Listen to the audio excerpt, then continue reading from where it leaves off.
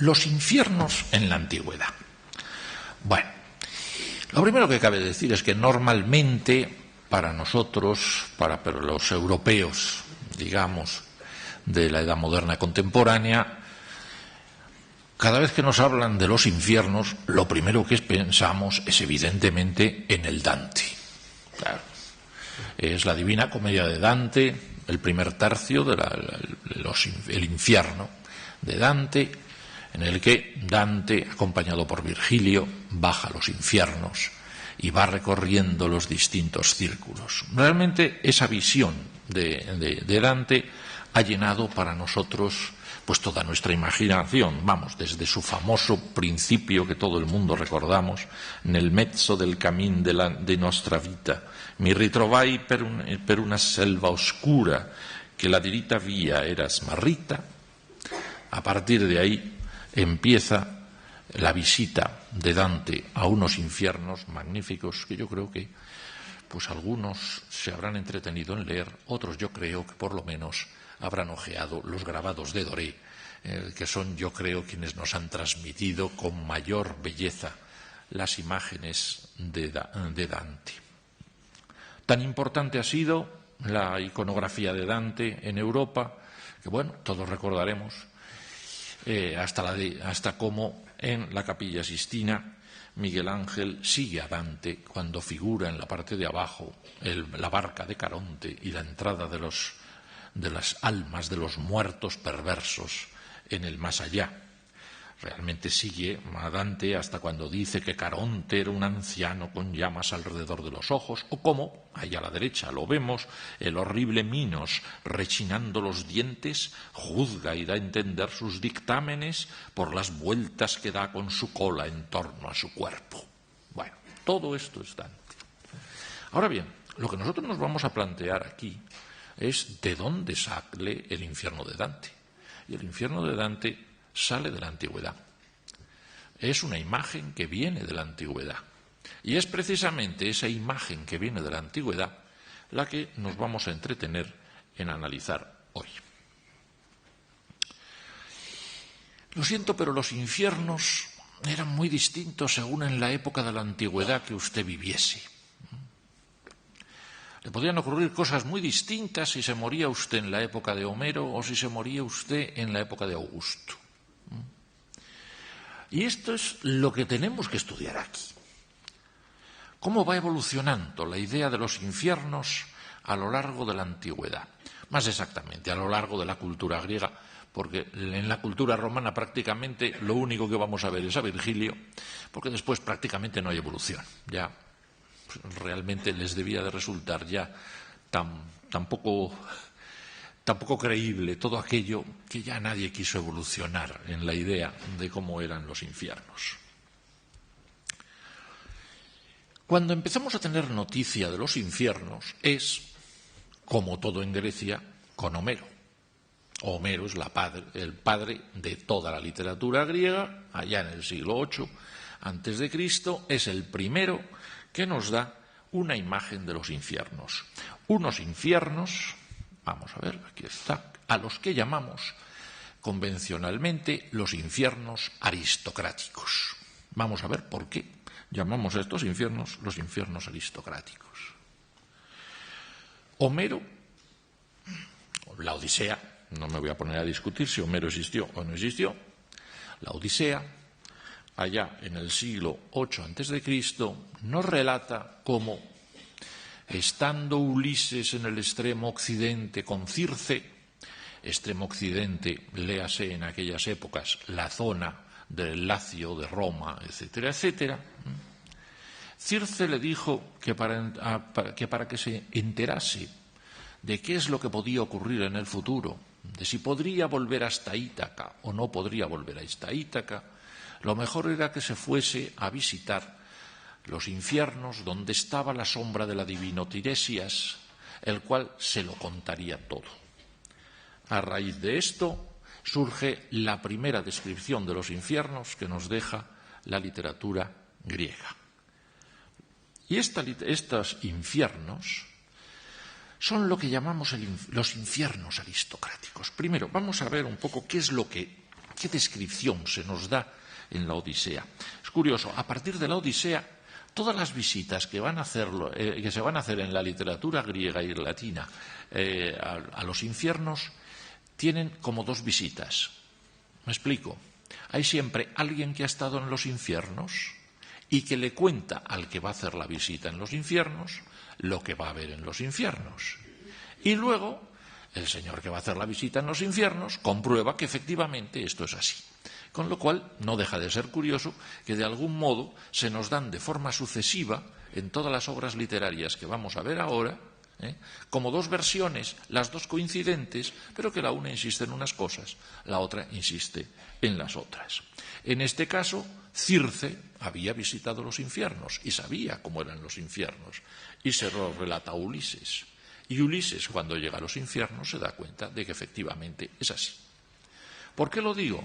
Porque la mejor ilustración que tenemos del viaje de Ulises a los infiernos son la llamada Odisea del Esquilino, de la cual aquí presento el cuadro que en este caso nos interesa, es decir, una serie de cuadros que adornaron en su día una residencia aristocrática de Roma, pintados en torno al año 50 a.C., digamos globalmente en la época de Julio César. Bien, por tanto, muchísimo después, pero que se basan directamente en la descripción que da la Odisea. Y para hacer este cuadro se basa el artista en dos pasajes, uno que relata Circe y otro que relata Ulises. ¿Qué es lo que vemos aquí? Reproduce unos versos del canto 10, son cantos 10 y 11 de la Odisea. Allí donde los vientos te dejen, le dice Circe a Ulises, veas el barquito. Una vez que hayas cruzado el océano, importante, los infiernos empiezan estando más allá del océano. Hallarás una extensa ribera con los bosques sagrados de Perséfone. Ahí se ven los bosques en forma de arbolitos, etc. Efectivamente, Ulises va y se da cuenta, cuando llega allí, de que aquella zona está siempre envuelta en nubes y en brumas. ¿Vale? Y en cuanto el héroe ofrece un sacrificio, de las tinieblas surgieron las almas de los muertos, se acercaban en gran multitud con clamor horroroso. Bien. Dejo todo lo demás de la descripción, pero insisto en lo que caracteriza precisamente a los infiernos aristocráticos. ¿Por qué los llamamos aristocráticos? Porque solo aparecen en los infiernos gente importante. Ni ustedes ni yo me temo que vamos a estar en los infiernos aristocráticos nunca. Es muy interesante cómo en la historia de la cultura el derecho a tener una vida en el más allá se va ganando poco a poco. Se dice, yo no lo he analizado porque no es lo mío, pero se dice que, por ejemplo, en Egipto, en la época de la primera y la segunda dinastía, solo el faraón tenía derecho al más allá. Y ya, cuando se hacen las grandes pirámides, los faraones empiezan a conceder derecho de vivir en el más allá a los señores a los que les permiten hacer mastabas, que son los miembros más importantes de su corte. Y así, poco a poco, va ganándose el derecho social, porque es un verdadero derecho social, al más allá. En la época de Homero da la impresión de que todavía no se plantea nadie que la chusma pueda tener una vida en el más allá. Son como animales. Quienes tienen derecho a estar en el más allá son los héroes, los reyes, los miembros de las grandes dinastías. Y estos son los señores que aparecen en el infierno aristocrático. Pero es curioso cómo aparecen en el infierno aristocrático de Homero. Si vamos analizando cómo aparecen, nos damos cuenta, primero, que el infierno de Homero no tiene sectores concretos. La gente se pasea por una gran explanada, sin más. Segundo, esta gente que se pasea por la gran explanada, todos ellos son señores, pero no parece que ninguno se interese por la vida de los demás. No parece que hablen unos con otros, van como vagando las almas por el infierno. Por un infierno que no tiene además nada de agradable. Es oscuro, tiene niebla. Los muertos se pasean, vagan por allí como si fuesen sombras. Tienen hambre. Por eso cuando ofrece un sacrificio, Ulises, se arremolinan como abejas, como moscas en torno al sacrificio, para por lo menos tomar algo. Bueno, verdaderamente unos infiernos muy tristes. Todos los hombres vivos dicen que, bueno, que mejor tener los mayores achaques de la vejez a ir a la vida de los infiernos, porque verdaderamente no merece la pena esa vida de los infiernos. Bueno, imagen, por lo tanto, que bueno, es así, no tiene otros problemas. Tiene otra cosa a favor, por lo menos demonios no hay. Demonios no hay, parece que no. Gente se dedica sencillamente a pasearse por allí, no da para más. La imagen de estos infiernos aristocráticos realmente en el campo del arte funcionó poco o relativamente. Me explico. Cuando se empiezan a hacer representaciones de los infiernos que hayan llegado hasta nosotros, es ya en el siglo V a.C., época de Pericles, etcétera, y ya por entonces han surgido otros infiernos mucho más animados. Por tanto, los pintores, en este caso Polígnoto de Tasos, en Delfos, aunque hacen una imagen que quiere ser la imagen del Hades aristocrático, pues hombre, les sale una imagen en la cual tienen otros personajes que ya no son del infierno aristocrático. Si os fijáis en este pequeño detalle, por ejemplo, ya aparece Caronte en su barquita, cosa que Ulises y Homero jamás conocieron, y por encima de la barquita aparece Eurínomo, el primero de los grandes demonios de los que tenemos referencia. Nos cuenta Pausanias cuando describe este cuadro que Eurínomo era de color azul grisáceo como las moscas que se tiran a la carne y que abría las fauces enseñando la boca. Bueno, es así como lo ha querido reconstruir a fines del siglo XIX el señor Robert, porque excuso decir que el cuadro de Polígnoto de Tasos no nos ha llegado. Lo único que tenemos es una reconstrucción ideal que todo el mundo acepta como bastante verosímil. Bien, en este mundo de los infiernos aristocráticos, como digo, la gente está bastante aburrida, de tal forma que cuando por casualidad aparece alguien por los infiernos que no tendría que estar, se arremolina la gente para verle. Y van pocos. Se pueden contar con los dedos de la mano y sobran dedos. Ulises. Pero curiosamente Ulises no aparece casi nunca representado en estos casos. Heracles. Heracles tuvo que ir a los infiernos. La última de las hazañas de Heracles, la 12ª de las hazañas de Heracles es cuando Euristeo le pide que vaya a los infiernos. Es lo más que se le puede pedir a cualquier héroe, algo que nunca se ha hecho. Y efectivamente, el encargo que tiene es ir a los infiernos y subir a la tierra al Cancerbero. Todo el mundo se ha hecho eco de esa gloriosa hazaña. Según Apolodoro, Heracles pidió el Cancerbero a Plutón, quien dispuso que se lo llevase si lograba dominarlo sin la ayuda de las armas que portaba. Lo digo porque aquí Rubens parece no haberse leído a Apolodoro, puesto que coloca a Heracles con una clava, salvo que interpretemos que ya ha dominado a Heracles, al perro, que ya le ha puesto la cadena y que se lo lleva ante la mirada desconfiada de las furias que se encuentran entre las nubes del fondo. Seguimos adelante. En la antigüedad clásica, sobre todo en el siglo IV después de Cristo, nos encontramos varios vasos pintados en el sur de Italia, en Apulia, que representan este infierno aristocrático. En el palacio central están Hades y Perséfone. Alrededor todas las almas que no parecen tener nada que hacer, están unas colocaditas al lado de las otras, formando pisos, sin más. Y lo único que aparece son los que causan una interrupción en esa vida tan anodina. Abajo vemos a Heracles que ha cogido al Cerbero. En cambio, hacia la izquierda, tocando una cítara, vemos a Orfeo, es el otro gran visitante de los infiernos. Junto con Heracles, Orfeo es el otro gran visitante de los infiernos. Aquí lo tenemos en otra vasija de ese tipo, en la cual se nos va explicando que ¿por qué bajó Orfeo a los infiernos? Orfeo bajó a los infiernos con el melodioso sonido de su cítara tracia para rescatar la sombra de su esposa Eurídice. Bien, efectivamente, todos sabemos, aquí lo vemos a través de Rubens, cómo conmovió a todas las almas del infierno, que todas estaban allí aburriditas, tranquilitas, y quedaron conmovidas por los sonidos de la cítara de Orfeo, y se llevó a Eurídice, cometiendo, por desgracia, el error de hacer lo único que no podía hacer mientras subía Eurídice a esta tierra, que era darse la vuelta para mirarla.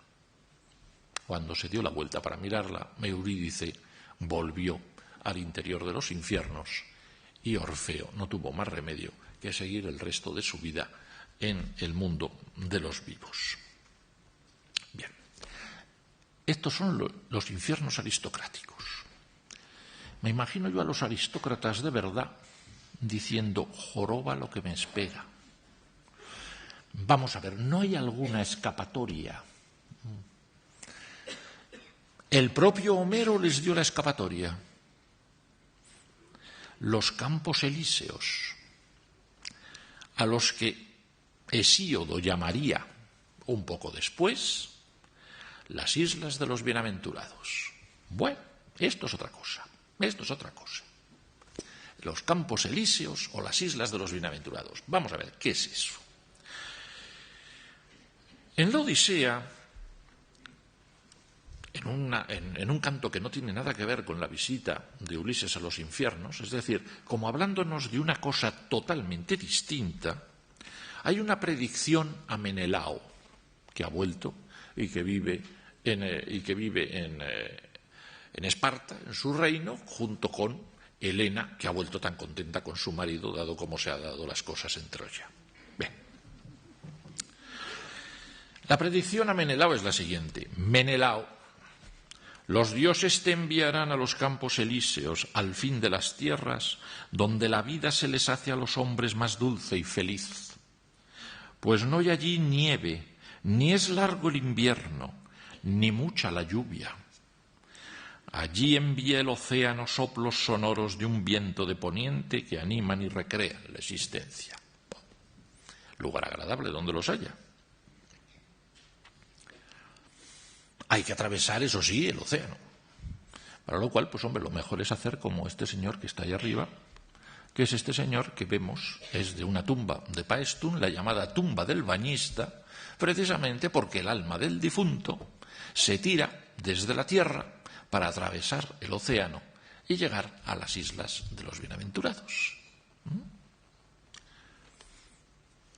Aquí vemos cómo en Etruria, a fines del siglo VI a.C., en la tumba de la caza y de la pesca, un alma también parecida salta de la tierra de los vivos, se tira al mar, pensando en llegar a las islas de los bienaventurados. Evidentemente, las islas de los bienaventurados están muy lejos, pero verdaderamente merece la pena. Véase lo que dice Hesíodo en los Trabajos y los Días sobre estas islas de los bienaventurados. Nos dice, unos héroes mueren en guerras.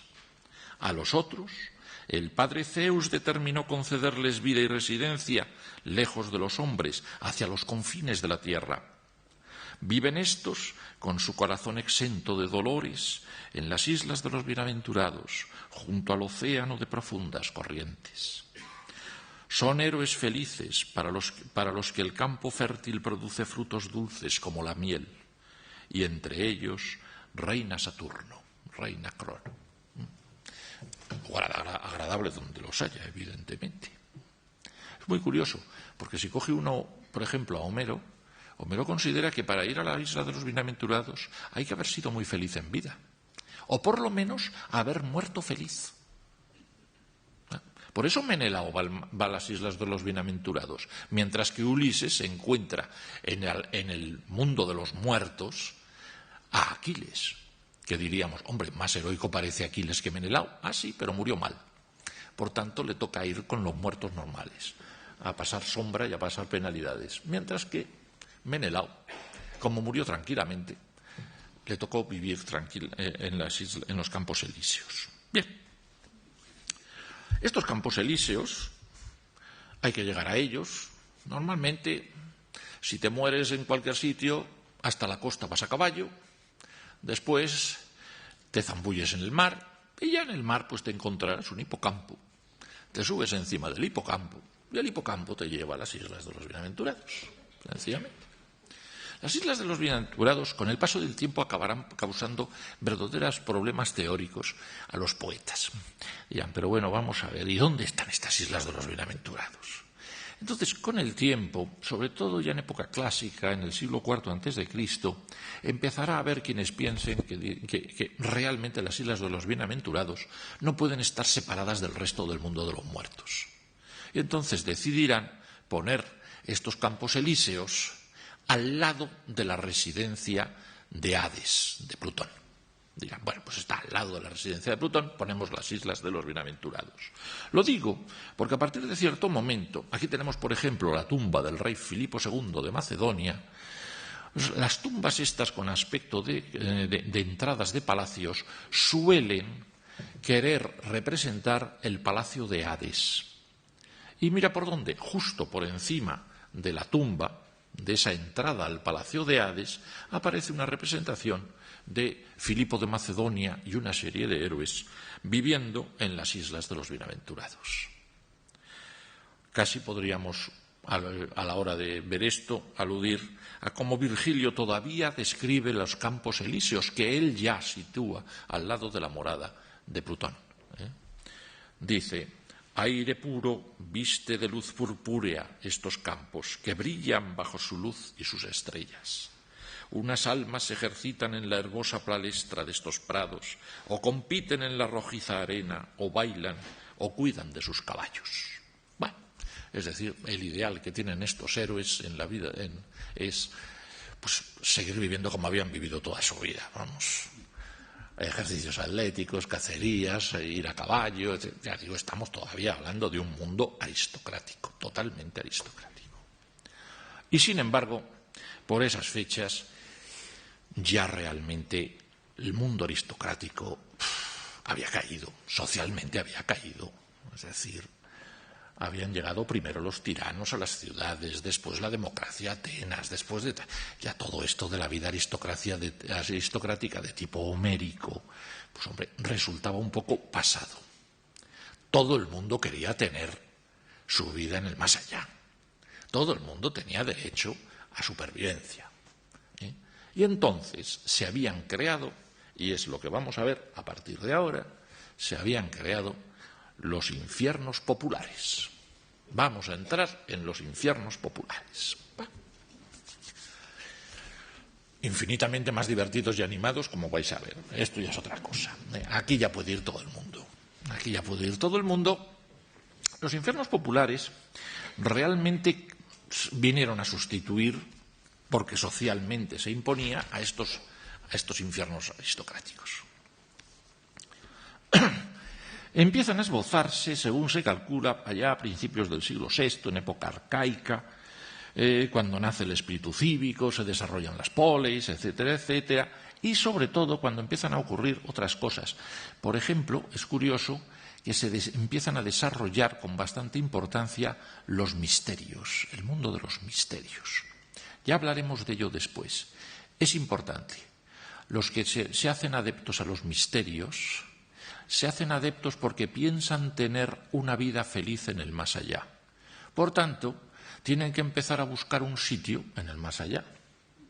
Esto lleva, poco a poco, a que el infierno de Homero, al infierno aristocrático, empiece a dividirse en lugares separados.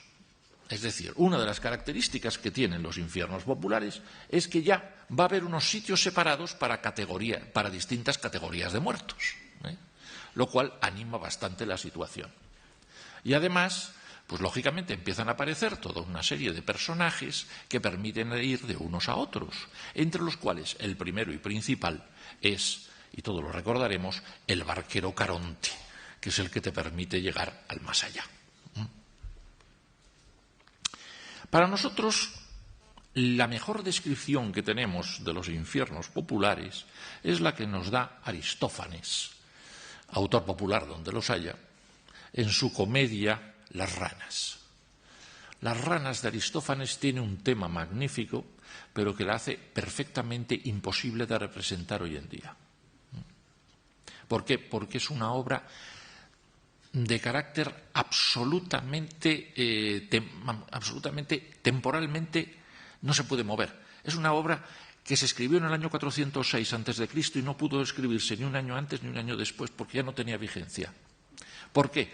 Porque en ese año acababa de morir Eurípides. Llevaba bastante tiempo muerto Esquilo y se veía que estaba ya muy viejo Sófocles. Por tanto, Atenas sentía que se quedaba sin autores trágicos. Y ese es el tema de la comedia. Aristófanes dice, se nos ha muerto Esquilo, se nos ha muerto Eurípides. Dioniso, señor de la tragedia, Baco, tiene que bajar a los infiernos a ver si se puede traer alguno para acá. Porque si no nos quedamos sin ningún autor. Y esa es la trama. Lo peor que tiene, claro, la comedia es que la mitad de la comedia es el concurso que hacen Esquilo y Eurípides para ver quién es el que tiene más derecho a volver a nuestra tierra. Cosa que evidentemente nuestro público actual sería absolutamente incapaz de entender las diferencias de estilo de los versos de uno, del otro, etcétera, etcétera. Pero la primera parte, que es la que ahora nos interesa, es la que habla de cómo Dioniso baja al más allá. De nuevo, en este caso, se le ocurre a Dioniso, que nunca ha estado en los infiernos, decir, hombre, voy a ver si alguien me cuenta qué son los infiernos, para por lo menos no ir del todo desencaminado.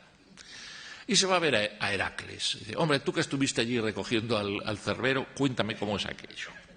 Y de nuevo vamos a tener dos relatos paralelos, el que cuenta Heracles y después lo que se va encontrando Dioniso, infinitamente más divertido como corresponde. Pero bueno, según estos infiernos, está claro que lo primero que hay que hacer es, se muere uno en casa y le tienen que llevar a uno a los infiernos.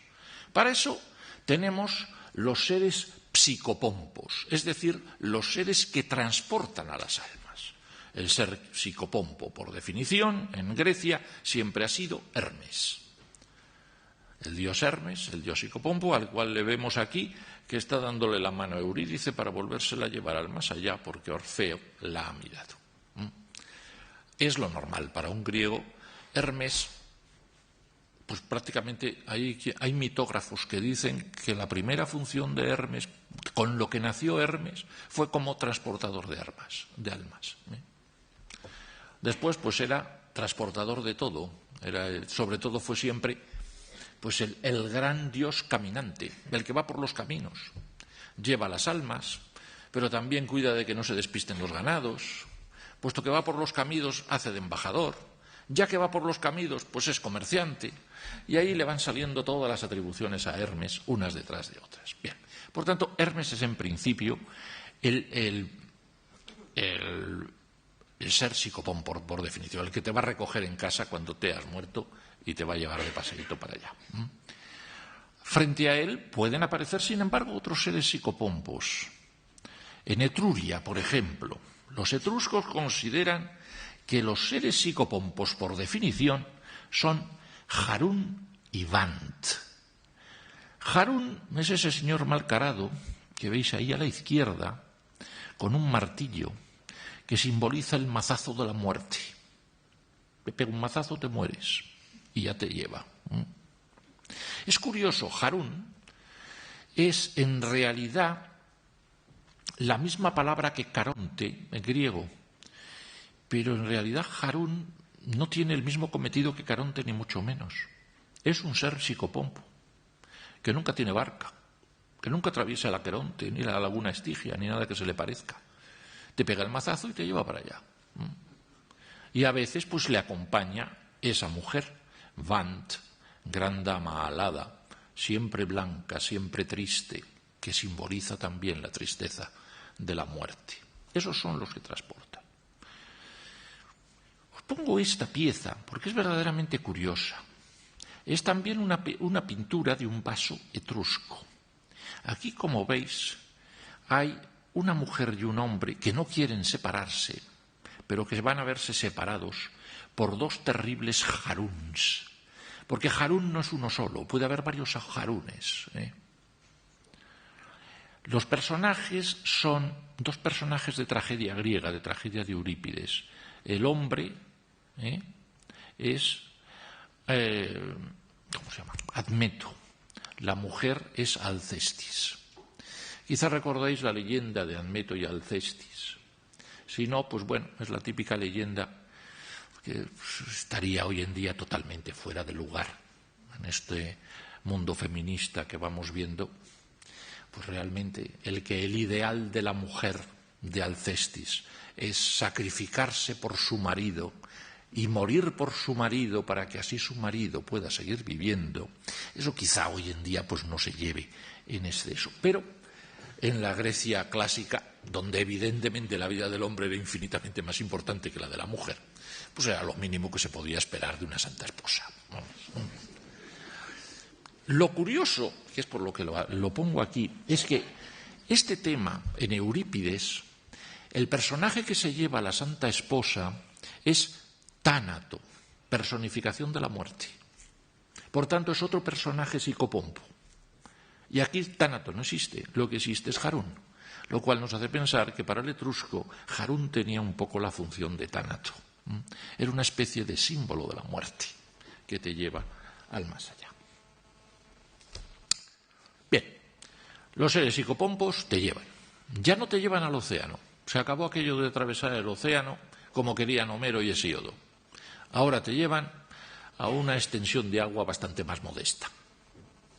Es el río Aqueronte o laguna Aquerusia o la laguna Estigia o río Estige. ¿Qué opiniones hay para todos los gustos? El mundo del ultratumba ha dejado de estar más allá del océano. Ahora ha pasado a estar por debajo de tierra. Y es allí, en los interiores de la tierra, donde están estas aguas de la laguna Estigia, del río Aqueronte, o como lo queramos llamar, porque luego además os aseguro que la cantidad de ríos que van allí, que pasan por los infiernos, el Cocito, el Piriflegetonte, etcétera, etcétera, forman una geografía que jamás nadie, ni en la antigüedad ni hoy, ha logrado entender. Unos se mezclaban con otros y creaban unos ambientes cenagosos verdaderamente atemorizantes. Bueno, lleguemos a la Estigia o Aqueronte. Allí que nos encontramos. Lo primero, Caronte, que está con su barca. Bueno, aquí la tenemos. Tomemos el texto de Aristófanes en Las ranas. Heracles le está informando a Dioniso de que cuando llega al Aqueronte tiene que cruzarlo. Dice Heracles: lo primero que encontrarás será una laguna inmensa y profundísima. Dioniso: ¿y cómo la atravesaré? Heracles: un barquero viejo te pasará en un botecillo si le pagas 2 óbolos. Dioniso: oh, ¿qué poder tienen en todas partes 2 óbolos? ¿Cómo hay que pagarlo todo? La ironía, por otra parte, es que, como todos sabemos, había que pagar el óbolo a Caronte. El hablar de 2 óbolos quiere decir todos los precios suben. Es decir, ahora hay que pagar ya 2 óbolos si quieres pasar al más allá. Bien, Caronte te lleva en tu barquito. Bien lo conocéis. Va Caronte con su barquito. En este caso es de Patinir. Patinir no sigue, porque es lógico, él no sigue a Dante. Él tiene que volver a los autores clásicos. Al fin y al cabo es un señor que no es de la cultura italiana, un señor del norte, y entonces vive los autores clásicos, y entonces pues lógicamente a quien sigue es a Virgilio, que dice que guarda el paso y las aguas del Aqueronte un horrendo barquero, es Caronte, cuya escamosa mugre espanta. Es terrible, vamos. Con el paso del tiempo, el pobre Caronte, que empezó siempre siendo un pobre barquero, un poco sucio y tal, acaba siendo un personaje verdaderamente atemorizante. Y así se cruza. Aquí tenemos una visión por Lucas Jordan de un paso del río Aqueronte verdaderamente fascinante. Este es de los que me encontró el otro día mi santa esposa. Yo no lo conocía y es realmente entretenido de estudiar. Fíjense ustedes la barca de Caronte. Caronte lleva la barca, a ella se tiran todos los muertos. Como diría Virgilio, a la barca de Caronte se agolpaba la turba reunida en la orilla, madres, esposas, héroes magnánimos e incluso mozos, doncellas y niños, tendidos en la pira ante los ojos de sus propios padres. Curioso que veamos, por ejemplo, que se le ha ocurrido aquí a nuestro pintor hacer que haya alguien que impulsa a todos estos personajes a meterse en la tumba. Es la muerte personificada. Es curioso, como si se le hubiese ocurrido al pintor que era necesario volver a la idea de Tánato, que probablemente no tenía ningún dato para fijarse en ella. Bueno, sí, tenía Eurípides. Era lo único que podía tener. Había leído Eurípides. Y luego, del otro lado, pues lo que nos encontramos es, al fondo, ignoro por qué razón están los cíclopes con la fragua de Vulcano, no tienen nada que ver ahí. El cancerbero, las furias, con un casco en forma de lobo, Hades o Plutón, y arriba la noche con el lucero vespertino. Bien, tenemos por tanto toda una visión realmente cósmica de lo que es el paso al más allá.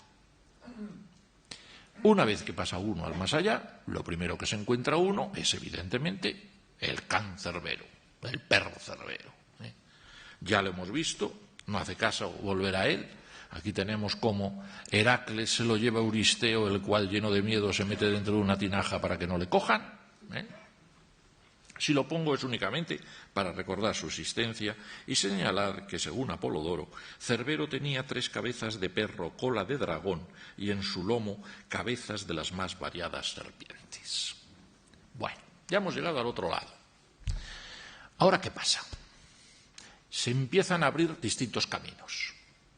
Bueno, para aclarar esos distintos caminos, quizá hay que ir a una figura que marca un hito en la historia de los infiernos antiguos, Platón. Platón es el primer autor que considera que una vez que llega la muerte y las almas llegan al más allá, tienen que recibir un castigo o una recompensa de acuerdo con la vida que hayan tenido aquí y con los aspectos morales de la vida que hayan tenido aquí. Se acabó el si eres aristocrático te vas a un sitio, si eres... No. Hace falta un juicio en el más allá. El propio Platón, en el Gorgias, dice que, bueno, que los juicios que se hacen en nuestro mundo están generalmente muy amañados.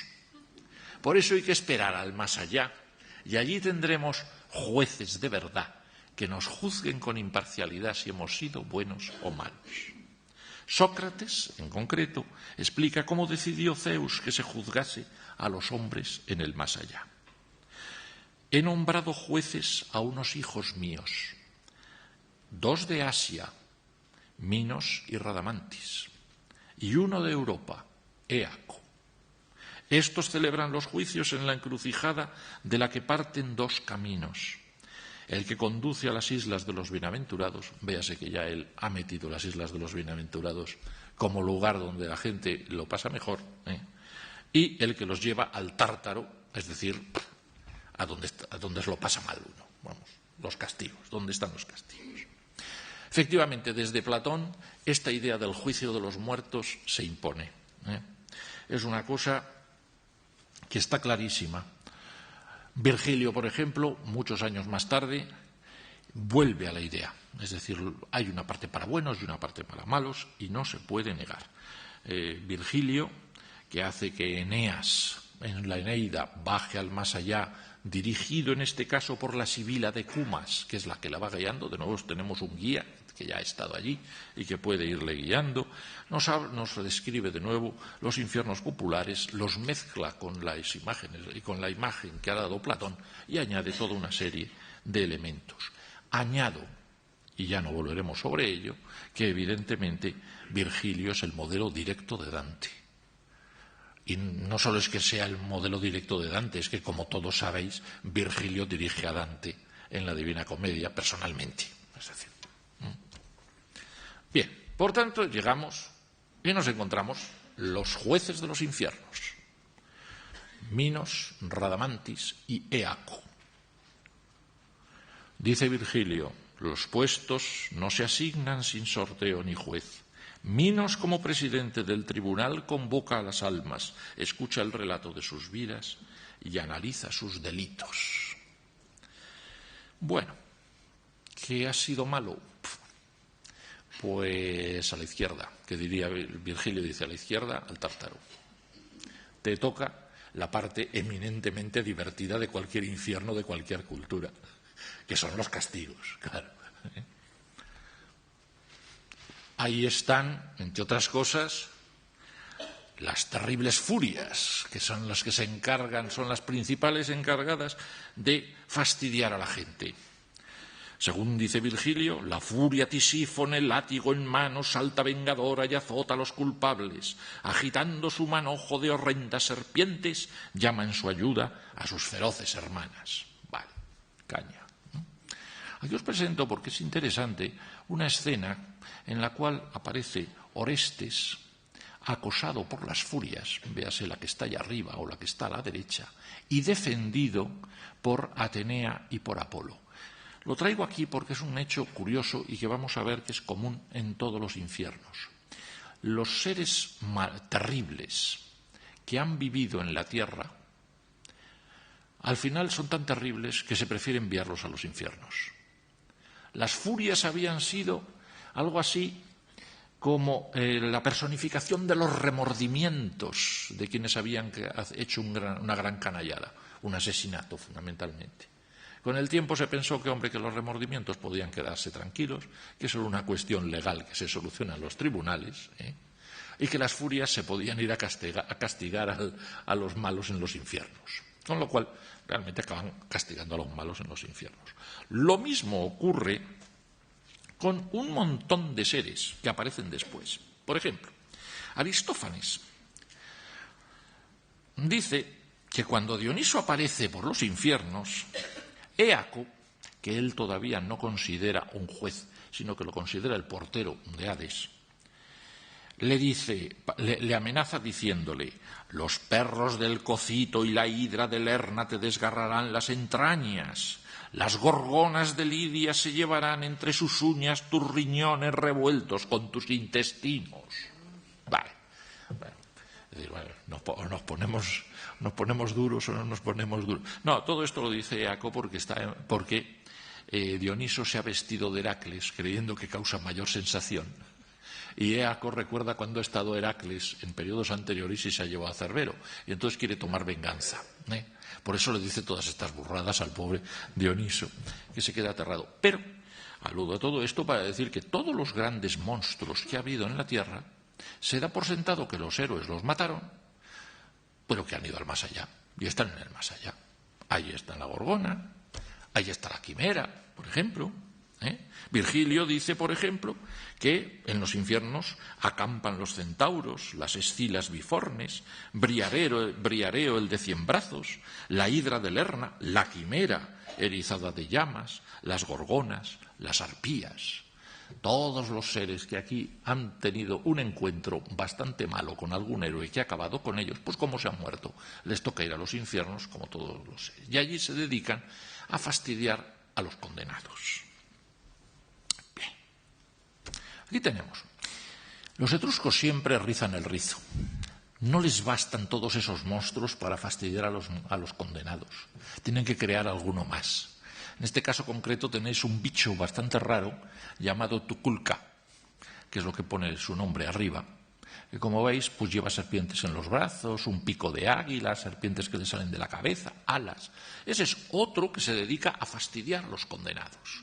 En este caso concreto está fastidiando al pobre Teseo.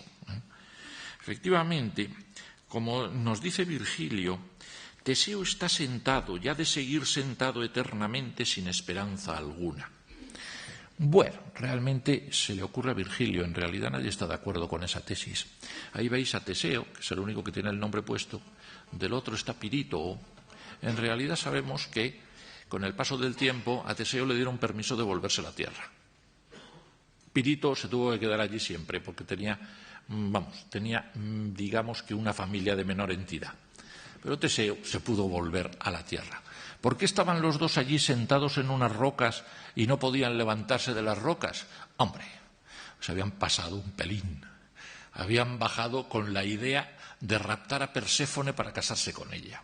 Nada menos. Claro, verdaderamente era un poco fuerte. Entonces les agarraron y allí se quedaron.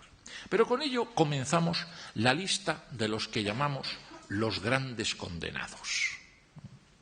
Los señores a los que el señor don Miguel Falomir ha llamado las furias, tomando un nombre que más bien es del Renacimiento o casi hasta del Barroco.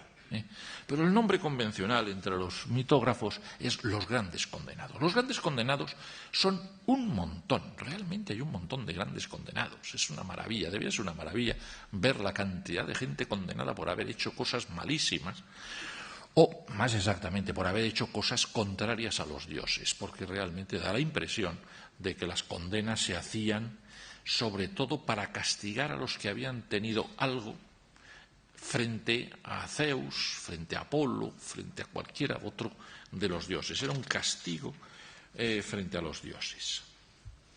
En concreto, pues bueno, no voy a insistir.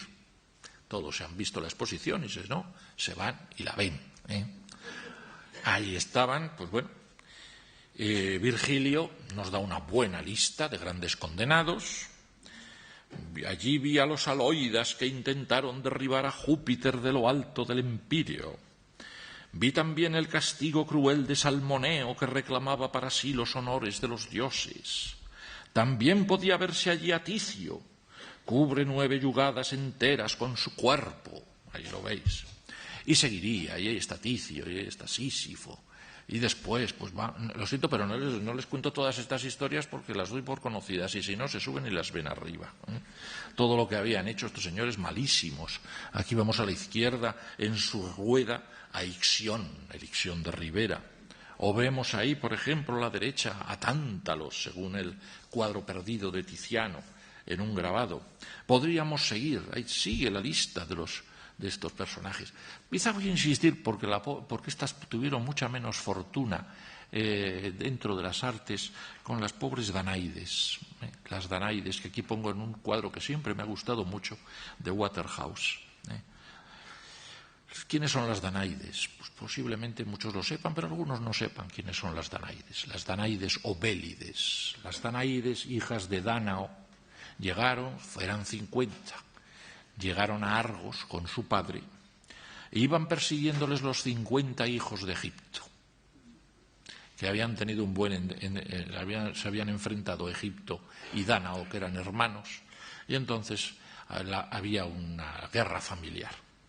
Curiosamente, los 50 hijos de Egipto se avinieron a casarse con las 50 Danaides. Pero entonces el padre de las Danaides les hizo jurar a sus hijas que el día de bodas matarían todas ellas a su respectivo marido. Todas lo hicieron menos una, que salvó a su marido. Y ese marido se encargó de matar a las otras 49 Danaides. Entonces, llegaron las Danaides a los infiernos y allí fueron condenadas eternamente a ir a una fuente a coger agua para llenar una vasija que, como tenía un agujero, nunca se podía llegar. Y allí seguirán las pobres, si no se ha acabado el agua. Bien. Virgilio concluye la lista de los grandes condenados citando a uno más, del que no nos dice nadie a qué le condenaron, que es Flegias, que era padre de Isión, por cierto. Eso sí, había sido un canalla redomado que había intentado quemar el templo de Apolo en Delfos, lo cual hace que le condenaron verdaderamente con cierta justicia. Si aporto aquí a Flegias, es por lo que nos dice Virgilio. Flegias, en su inmensa desdicha, advierte a todos con sus gritos: escarmentad en mí, aprended lo que es justo y no os burléis de los dioses. Quizá algunos lo sepan, a los que no lo sepan se lo diré. Esa divisa escarmentad, aprended lo que es justo y no os burléis de los dioses, la tomó para sí Carlos V cuando derrotó a los príncipes alemanes en Mühlberg. Y aparece en bastantes obras de Carlos V, para dejar claro que cuidadito, a no sublevarse contra los dioses y menos contra el emperador. Bueno, con esto hemos visto a los que lo han pasado mal. Vamos a seguir adelante, ya nos van quedando menos. Ahora nos quedan los que lo pasan bien. Los que los pasan bien. En primer lugar, si vemos a Aristófanes y a la gente de su época, los primeros que se lo pasan bien, en unos bosquecitos que están, según se acerca uno al Palacio de Hades, son los adeptos a los misterios. Esos tienen sus parcelitas en las cuales viven felices. Verdaderamente es curioso. Por ejemplo, adeptos al misterios de Deméter. Los adeptos a los misterios de Eleusis, de la diosa Deméter en Eleusis. Pues entre otras cosas, si se hacían adeptos a Deméter es porque estaban seguros de que en el más allá iban a tener un más allá feliz. Iban a reunirse todos ellos, iban a tener un más allá feliz. Siguientes, adeptos al culto de Dioniso, de Baco. Todos los que se habían metido en los misterios de Baco. Esos tenían todos también derecho de pasárselo muy bien y muy divertido, dicho sea de paso, en los infiernos. Evidentemente, como os daréis cuenta, en Aristófanes, en las ranas, nos pierde ocasión de decir, bueno, como Dioniso va a bajar a los infiernos, allí los verá. Entonces, Heracles le dice a Dioniso, más lejos encantarán tus oídos el dulce sonido de las flautas. Verás bosquecillos de mirto, iluminados por una luz purísima como la de aquí, encontrarás grupos felices de hombres y mujeres y escucharás alegres palmoteos. Son los iniciados. Efectivamente. Baja Dioniso y cuando ven aparecer a Dioniso todos los adeptos a sus misterios, contentísimos todos le reciben, hombre, nuestro Dios ha venido a saludarnos. Y eso sí, es magnífico. Componen en ese momento el coro de la comedia y es un himno a Dioniso verdaderamente magnífico, el que dirigen los que están en los infiernos, y que además concluye, curiosamente, con un pequeño himno dedicado a Deméter, reina de los puros misterios. Es decir, ¿había otros misterios? Sí. Teníamos, por ejemplo, los misterios, pero son de carácter más local, como el de los cabiros de Samotracia, por ejemplo, o bien son tremendamente confusos. Evidentemente no es cuestión a estas alturas de meterse a hablar de los famosos misterios órficos o misterios órfico-pitagóricos, de los que se sabe muy poco. Lo único que se sabe es el origen mitológico que se les daba. Se decía que como Orfeo había ido a los infiernos a liberar a Eurídice, cuando volvió a la tierra conocía perfectamente los caminos de los infiernos y entonces en sus misterios lo que hacía era enseñar a sus adeptos cómo se podía ir al más allá y acabar viviendo bien en el más allá. Es decir, eso era el principio de estos misterios órfico-pitagóricos.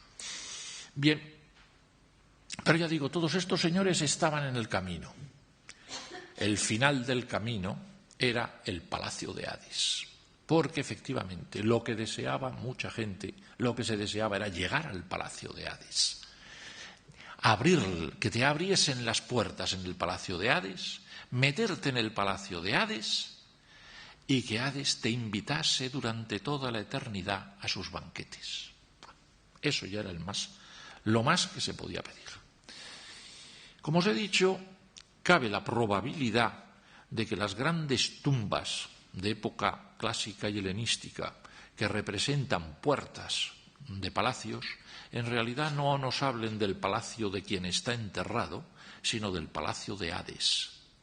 Esta es la tumba de Filipo de Macedonia, esta es el famoso tesoro del faraón de Petra, este es también en Petra el llamado monasterio de Petra.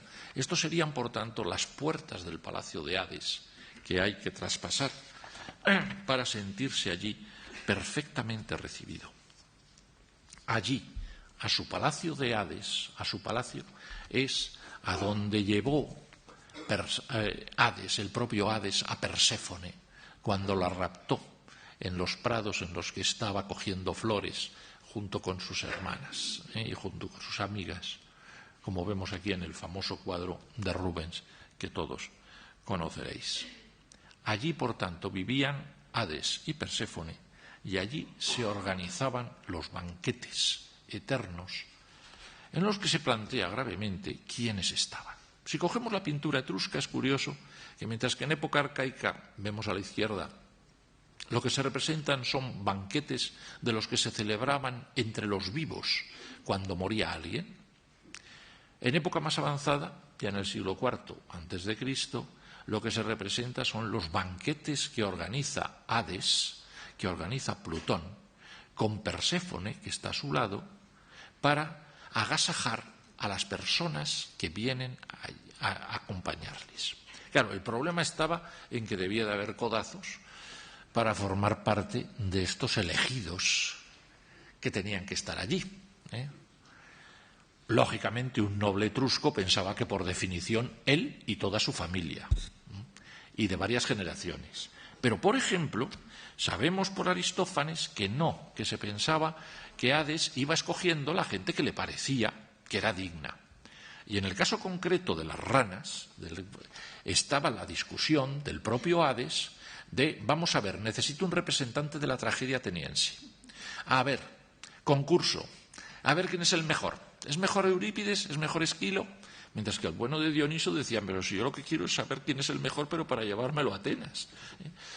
Bueno, al final se queda, no vuelve a Atenas, pero el que gana, por si alguien lo quiere saber, es Esquilo, el que gana el concurso en las ranas de Aristófanes. Pero para lo que a nosotros nos afecta aquí, cuando Dioniso llega a las puertas del palacio de Hades, sale una criada que le dice, entra, entra. En cuanto Perséfone ha sabido de tu llegada, ha mandado amasar pan, cocer 2 o 3 ollas de legumbres, asar un buey entero y preparar tortas y pasteles. Venga, entra. No era, por tanto, excesivamente refinada la comida que según el bueno de Aristófanes, daban Hades y Perséfone, o como aparecen en las inscripciones etruscas, Aita y Thrasipnae, que son los nombres que reciben estos personajes. Aquí tenéis otra tumba de la época, la tumba del Orco, en Tarquinia, en la cual de nuevo están Aita, Hades, con un gorro en forma de cabeza de lobo, Perséfone, que tiene unas serpientes como si fuese una furia, como si fuese una erignia, y después aparece pues uno de los héroes que están invitados allí, en este caso es Gerión, hay otros cuantos más que siguen allí colocados. Bien, sin embargo, cuando pasa el tiempo, a este banquete de Hades se le va dejando un poco de lado. Se prefiere insistir, y ya con ello concluyo, en que si verdaderamente has sido bueno y vas al más allá, olvidémonos de esto de los misterios, que cada vez se lo cree menos, sobre todo los filósofos. Dicen, mire usted, esto de que porque haya estado usted en unos misterios vaya al cielo, al infierno, mire, habrá que calcular mejor si ha sido usted bueno o malo, y no nos venga con más. Se olvidan, por tanto, se olvida el banquete de Hades y el cielo, por lo que llamaríamos en sentido cristiano, el cielo, el lugar donde van los buenos, empiezan a ser ya siempre los campos elíseos. Es decir, ahí están los campos, definitivamente, ahí han acabado las islas de los bienaventurados, ahí han acabado los campos elíseos, y Virgilio ya es lo que conoce. Virgilio te envía a con los condenados, o si vas a un sitio bueno, vas directamente a los campos elíseos. Ya no hay ni palacio de Hades, ni cosas parecidas. Y Eneas llega a los campos elíseos, y en los campos elíseos es donde se encuentra a Anquises, a su padre Anquises, que es lo que ha ido a hacer, a ver si su padre Anquises le dice algo de su futuro. Va ahí, acompañado por la sibila de Cumas, es la que le acompaña. Se encuentra Anquises, según dice Virgilio. Afanado estaba Anquises en el fondo de un valle, pasando revista a las almas que allí se encontraban. y que un día subirían a gozar de nuevo a la luz. Interesante tema el que se nos abre y con el que voy a concluir. La teoría de la metempsicosis, la teoría enunciada mucho tiempo antes por Pitágoras de que a lo mejor los muertos volvían a vivir y se reencarnaban sus almas. Durante mucho tiempo yo creo que no se lo creyó nadie, pero los adeptos de Pitágoras, unidos a los órficos, crearon una secta órfico-pitagórica y con el tiempo debió de tener bastante influjo, de tal forma que Virgilio se hace eco de esta idea de que las almas a lo mejor vuelven, a lo mejor se reaniman y vuelven a vivir en nuevos cuerpos.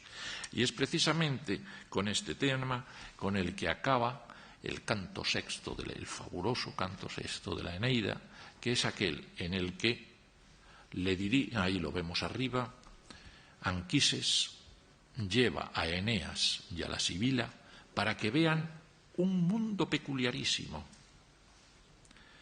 Anquises enseña a Eneas el lugar donde las almas se preparan para su vuelta al mundo de los vivos. Según Virgilio, es un bosque resonante de susurros y en él se encuentra el río Leteo. En torno a su corriente se agitaban almas innumerables. Eneas pregunta entonces a su padre Anquises quiénes son esas almas y qué hacen. Responde Anquises: son las almas destinadas por la suerte a vivir otra vez en nuevos cuerpos. Están bebiendo el agua que libra de pesares e infunde el olvido total del pasado. Siento que con ello concluyo, y digo que siento que con ello concluyo porque el final del canto es fabuloso. El final del canto es cuando ya Anquises le dice: y vas a ver esas almas, cómo se van a reencarnar, y van a ser las almas de nuestros descendientes, lo que le permite hacer una fabulosa historia de Roma hasta la época de Augusto. Yo creo que de estas cosas, ¿cómo se ha podido hacer un planteamiento tan político, un planteamiento tan absolutamente propagandístico de Augusto y que suene tan bien? Es de estas cosas que siempre uno dice: qué bárbaro la suerte que tuvo Augusto de tener un poeta como Virgilio que cantase la gloria de Roma y el principio del imperio. Pero ya con ello yo concluyo, no tengo más que decir.